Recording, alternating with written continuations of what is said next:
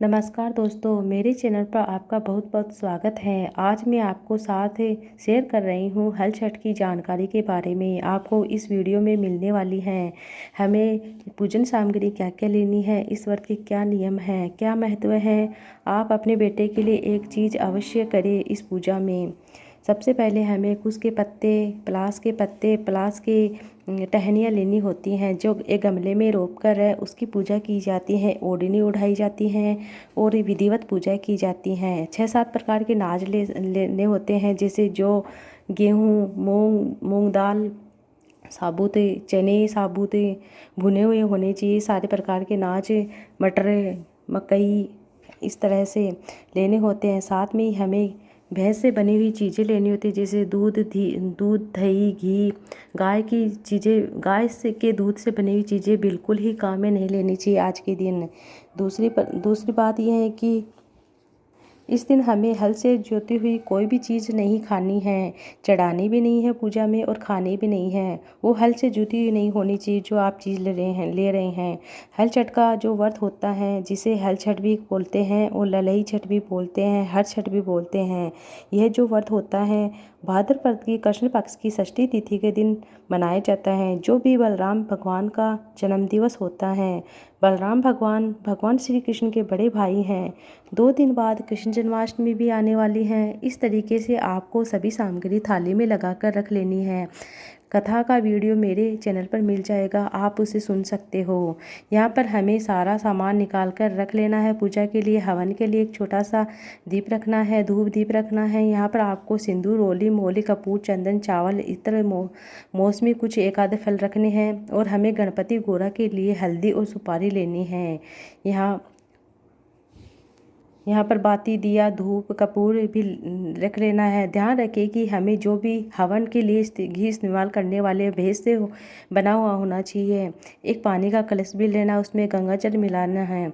एक कपड़ा लेना है जो आसन बिछाने के लिए होता है, और एक काला धागा लेना है। हल छठी माता के चरणों में यह काला धागा अर्पित करके अपने बच्चे को टीका लगाकर पहना सकते हो। अपने बच्चे को किसी भी तरह की नज़र नहीं लगेगी। हमारे यहाँ पर हल छठ का व्रत माताएं अपने बच्चे के लिए रखती हैं, अपने पुत्र के लिए रखती हैं।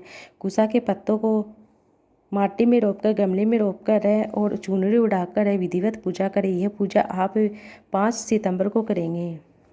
जैसे अनाज, सब्जी, जो भी हल से जोती हुई चीज़ें होती हैं, खेती के जरिए होती हैं। विवाहित महिलाएं इस दिन फलाहार खाकर ही अपना व्रत करती हैं। इस दिन गाय के दूध व दूध से बनी हुई चीज़ें भी नहीं खाई जाती। बलराम जयंती को हमारे राज्य में अलग अलग तरीके से, अलग अलग पर्व के रूप में, अलग अलग तरह के रूप में मनाते हैं। यह व्रत कामना के लिए भी किया जाता है। इस दिन महिलाएं चीनी मिट्टी के बर्तन से 5 या 6 प्रकार के अनाज, जिनको भून कर या मेवा भर कर इस दिन यह इस तरह से उपवास मनाती हैं। इस दिन जल्दी उठकर स्नान आदि करके व्रत का संकल्प लेती हैं। पूजा करके बाद में पूरे दिन निहार रखकर व्रत रखती हैं। शाम के समय पूजा आरती करती हैं, फलाहार करती हैं। आज के दिन गोधु वेला के समय खास तौर पर पूजा की जाती है और गायों के पैरों की धूल को माथे पर लगाया जाता है। इस व्रत को करने से व्यक्ति को धन धान्य, ऐश्वर्य, सुख की प्राप्ति होती है। छोटी कांटेदार झाड़ियों, शाखाओं को मिट्टी में रोपकर, गमले में रोपकर पूजा की जाती है। इस दिन महिलाएं दही व सूखे फल को पलास के पत्ते पर रखकर खाती हैं, अपना व्रत खोलती हैं। अब जानते हैं शुभ मुहूर्त के बारे में। इस बार 2023 में 5 सितंबर दिन मंगलवार को हल षष्ठी का व्रत रखा जाएगा। हल षष्ठी तिथि की प्रारंभ 4 सितंबर शाम को 4:43 से होगी तथा इसकी तिथि का समापन 5 सितंबर मंगलवार शाम 3:46 पर होगा। 5 सितंबर मंगलवार को सूर्योदय का समय रहेगा 6:14 और सूर्यास्त का समय रहेगा शाम को 6:37 पर। गोधु बेला का समय रहेगा 6:34 से 7:01 तक और इस दिन राहु काल का समय रहेगा दोपहर 3 से लेकर 4:30 बजे तक। आज के दिन पूजा करते समय व्रत की कथा जरूर सुननी चाहिए। नमस्कार दोस्तों, मैं आज आपको सुनाऊंगी हल छठ की व्रत कथा। किसी जगह इसे हल छठ भी कहते हैं, किसी जगह इसे ललही छठ कहते हैं, किसी जगह हर छठ कहते हैं। अलग अलग नामों से जाना जाता है।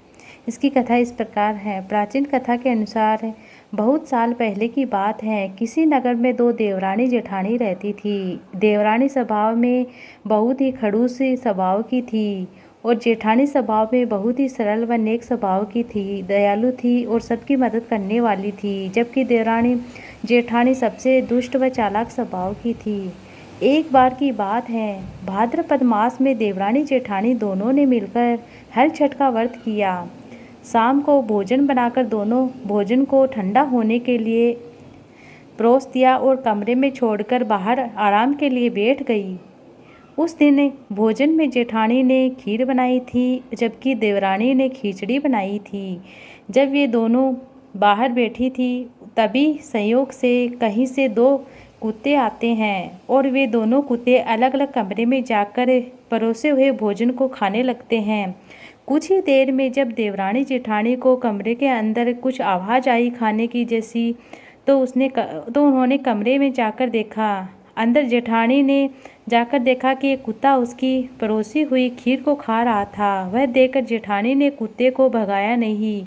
यह देखकर जो बची हुई खीर भी थी कुत्ते को परोस दी। जब देवरानी ने अपने कमरे में जाकर देखा तो एक कुत्ते उसके परोसे हुए खिचड़ी को खा रहा था। देवरानी को बहुत गुस्सा आया क्योंकि वह दुष्ट स्वभाव की थी। भोजन को खाता देखकर आग बबूला हो गई और उसे जल्दी से अपने कमरे को बंद किया और एक मोटा सा डंडा लेकर आई। डंडे से कुत्ते को पीटने लगी और उसे तब तक मारा जब तक उसकी कमर की हड्डी टूट ना गई। किसी प्रकार कुत्ता वहां से अपनी जान बचाकर भागता है। अब दोनों कुत्ते कमरे से बाहर जाकर एक दूसरे से अपना हालचाल पूछते हैं। जेठानी के कमरे में खीर खाने वाला कुत्ता कहने लगता है, जिस कमरे में मैं गया था उस कमरे की मालकिन तो बहुत ही दयालु स्वभाव की थी। मुझे खीर खाता देखकर उसने मुझे भगाया भी नहीं और मारा भी नहीं। उसने सोचा कि मैं बहुत भूखा हूँ, ये सोचकर बाकी बची हुई खीर ही मुझे खिला दी और खीर इतनी स्वादिष्ट थी कि मैंने अपने जीवन में ऐसी खीर कभी नहीं खाई। ऐसा लगा जैसा मानो मेरी आत्मा भी तृप्त हो गई और खीर खाने के बाद मेरा मन बार बार उस दयालु को आशीर्वाद दे रहा है। अब तो बस मेरी एक ही प्रार्थना है कि जिस महिला ने मुझे इतनी प्यार से खीर परोसी है, मैं अगले जन्म में उसका पुत्र बनकर उसका कर्ज चुकाऊं। जिस तरह उसने खीर खिलाई है, मुझे तृप्त किया है, उसी तरह अगले जन्म में पुत्र बनकर उसकी सेवा करना चाहता हूँ। हे मित्र, मैंने तो अपने बारे में सब कुछ तुम्हें बता दिया। अब तुम भी बताओ, तुम्हारा क्या हाल है? तुम्हें देखकर तो मुझे ये लग रहा है कि तुम्हारी महिला ने पिटाई की है। दूसरा कुत्ता बड़े दुख से अपने साथ वाले कुत्ते से कहता है, हे मित्र, तुम्हारा अनुमान बिल्कुल सही है और जितनी दुर्गति आज मेरी इस औरत ने की है, मैंने स्वप्न में और किसी ने भी ऐसी दुर्गति अपने जीवन में नहीं की। कमरे में मैंने भोजन खाना प्रारंभ किया जैसे ही। मित्र, तुम्हारा अनुमान सही है और जितनी दुर्गति आज मेरी उस औरत ने की है, मैंने इससे ज़्यादा बुरा वक्त अपने जीवन में अभी तक नहीं देखा है, ना ही सहा है। जैसे ही मैं कमरे में भोजन खाना प्रारंभ किया, भोजन इतना गर्म था कि मेरा मुंह भी जल गया और किसी तरह प्रकार से मैंने गर्म भोजन जैसे ही करने लगा, उसी समय वह औरत वहां आ गई। उसने कमरे को बंद किया और इतना पीटा कि मैं तुम्हें बता भी नहीं सकता। उसने मेरी कमर की हड्डी तोड़ दी।